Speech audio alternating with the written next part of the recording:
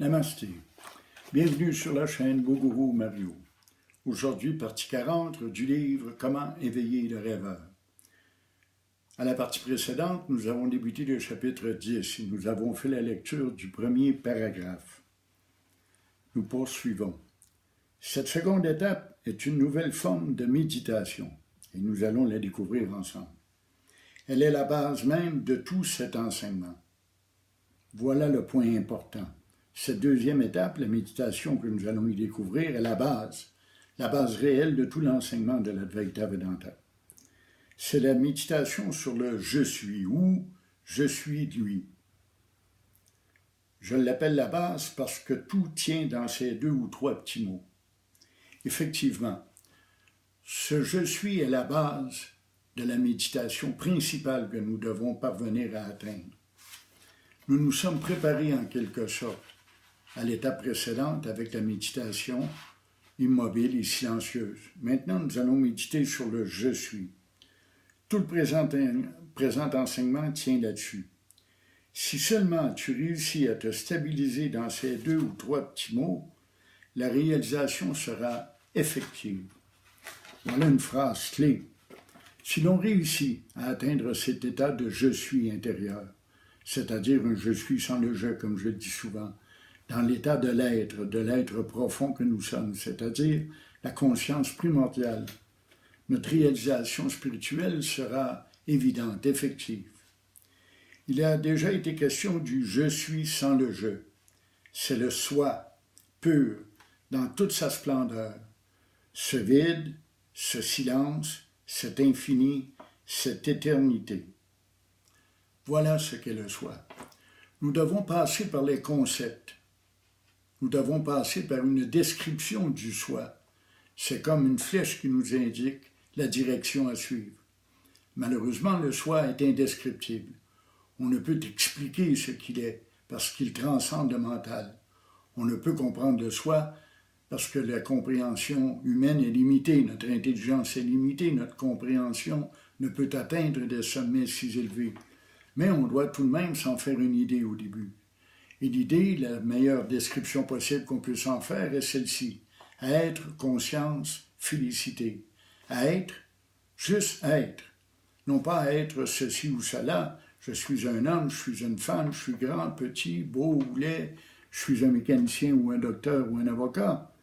Juste un je suis sans personnalité, sans identification aucune. Ta méditation porterait désormais sur ce « je suis ». Tu auras à te concentrer sur ce « je suis ». Nous passons maintenant à un nouveau type de méditation. Alors qu'à l'étape précédente, il suffisait de nous établir dans le vide, dans le néant, à ne rien faire, demeurer immobile et silencieux. Maintenant, notre méditation va atteindre un niveau de concentration. Nous allons commencer à nous concentrer sur l'être. Je suis, c'est l'évidence même. Personne ne peut mettre en doute le fait que je suis.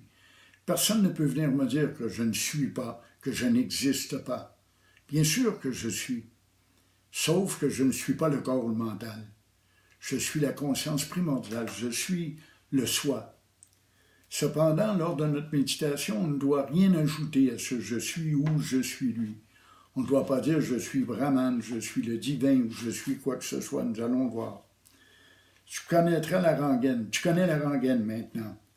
Prends le temps de te détendre, ce qui prend une quinzaine de minutes, disait-on, puis concentre-toi sur le fait d'être, le « je suis ».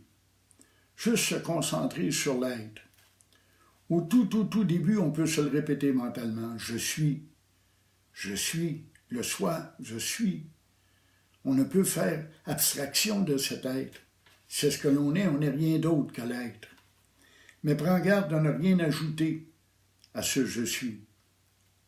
Tu seras tenté de rajouter quelque chose comme « je suis le soi » ou « je suis le divin », mais cela ne ferait que renforcer l'ego. Je suis est vide de contenu. Voilà la principale embûche que nous rencontrons, le principal obstacle qui se dresse devant nous. Je suis est pur, je suis est vide, silence, espace infini et éternel. C'est là la tentation que nous avons de rajouter des termes. Je suis le divin, je suis lui, Brahman, l'infini. Ça ne fait que renforcer l'ego. Le corps, le mental, commence à se prendre pour Dieu. Et Dieu sait quel problème cela peut nous provoquer, nous apporter. Ce que tu es, le soi, n'est rien d'autre que le fait d'être. C'est très important, juste être. On parle de conscience, de félicité. Ramène-toi au sommeil. Quand tu es profondément endormi, es-tu encore conscient? Cherche la réponse en toi. Tu as l'impression de ne plus être conscient de quoi que ce soit, parce que les moyens de perception du corps et du mental sont en mode éteint. Effectivement, dans le sommeil profond, certaines personnes disent qu'ils sont inconscients. Pourtant, c'est faux. Mais la conscience demeure. La preuve n'est-elle pas qu'à ton réveil, tu prétends avoir bien dormi? Il devait alors y avoir une forme de conscience pour que tu puisses affirmer que tu étais. Effectivement, tout le monde affirme qu'il était lorsqu'il a dormi. Mais il était une conscience sans objet, sans contenu. Il était conscient de rien d'autre que de soi, que d'être. Et c'est cet état qui est béatitude, un état de paix, de calme, un état de sérénité totale. Cette conscience n'était pas la même que la conscience de veille, puisque tu étais endormi. C'est ce que j'appelle la conscience primordiale, et j'en parle tout au long de mes enseignements et de mes vidéos.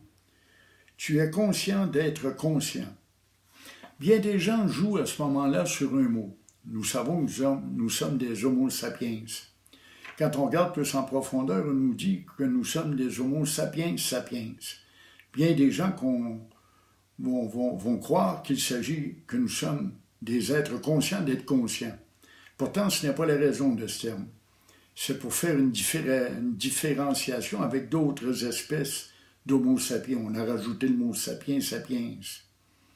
Mais on peut jouer sur le mot quand même. Nous sommes effectivement conscients d'être conscients. La conscience primordiale est comme le soleil qui éclaire la lune, la nuit. La lune ne brille pas de sa propre lumière. La lune n'émet aucune brillance, aucune lumière. Ce qu'elle émet, c'est un reflet de la lumière du soleil. La conscience individuelle est pareille, elle est semblable à la lune. Elle brille, mais elle brille non pas par elle-même, mais par la lumière projetée par la conscience primordiale. Donc, nous sommes conscients d'être des êtres conscients qui agissent, qui bougent, qui font leur activité quotidienne. Il y a donc deux formes de conscience en toi. L'une est le soi, l'autre est sa réflexion sur le mental, soit la conscience individuelle. Il s'agit du soi, la conscience universelle et divine. Donc, sans aucune perception sensorielle, demeure la conscience supérieure, le soi. Dans cette seconde pratique de méditation sur le « je suis », nous atteindrons cet état supérieur. Plus nous nous intérioriserons, plus nous descendrons en nous-mêmes, comme si l'on tournait nos yeux à l'envers et qu'on regardait à l'intérieur de nous. On découvre le soi. On découvre qu'on est conscient d'être conscient. Et notre véritable identité est cette conscience primordiale. Être, conscience, béatitude. Être sans corps, sans mental, conscience sans aucune perception et béatitude sans aucune souffrance, sans aucun problème. Tu peux reproduire le même phénomène en méditation, et c'est le but de la méditation sur le « je suis ». Il suffit d'un peu de pratique, de discipline et d'habitude pour y arriver. Encore une fois, la question de discipline et d'habitude. Il faut prendre le temps. Quitte à se passer d'activités sociales ou de sorties ou à couper sur notre temps de travail, cela n'a aucune importance en comparaison avec ce que l'on peut atteindre par la méditation sur le « je suis ». Il faut prendre le temps de méditer, en faire une pratique plaisante, amusante, profonde. En te concentrant sur le « je suis » ou le « je suis lui », tu ne cesses pas complètement les perceptions, mais tu mets en évidence l'être, conscience, félicité. Effectivement, il faut un peu se concentrer sur l'état de sommeil profond, l'état qu'on atteint dans le sommeil profond. On ne peut douter qu'on est dans le sommeil profond, ça fait des dizaines de fois qu'on en parle. On sait qu'on est. On est là, mais la conscience est sans aucune perception. On atteint un peu cet état, dans l'état de méditation profonde sur le « je suis ». Cependant, demeurent quand même quelques perceptions. On peut sentir ses respirations, par exemple. Mais on descend suffisamment profond ou on s'élève suffisamment haut pour être capable de prendre conscience qu'on est conscient d'être. Et c'est ça le point.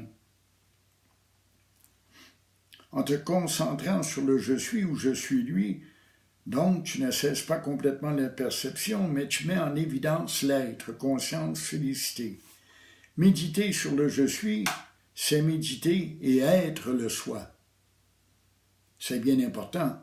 Quand on atteint cet état de méditation très profond, on est établi dans le soi. Et c'est cet état que nous allons désormais travailler, chercher, essayer de rendre permanent. Dans un sens, tu montes jusqu'à la conscience suprême. Tu transcendes la conscience individuelle pour te stabiliser dans le soi. Or, telle est ta vraie nature. Le soi est toujours présent, disponible, et ne peut cesser d'être puisqu'il est de toute éternité. Il faut juste le retrouver, le découvrir, c'est-à-dire enlever ce qui le recouvre, soit l'ego, la fausse identification au complexe corps, mental, émotion, le sentiment de séparation, le sentiment d'être quelqu'un. En effet, quand on est quelqu'un, on est dans l'ego. Le soi est toujours présent. Certains moments dans la journée, tu connaîtras des moments d'éveil où ce que vraiment les pensées se calment, le corps agit de lui-même. Tu n'es plus l'acteur, tu deviens le simple témoin. C'est dans ces moments-là que tu peux sentir le soi.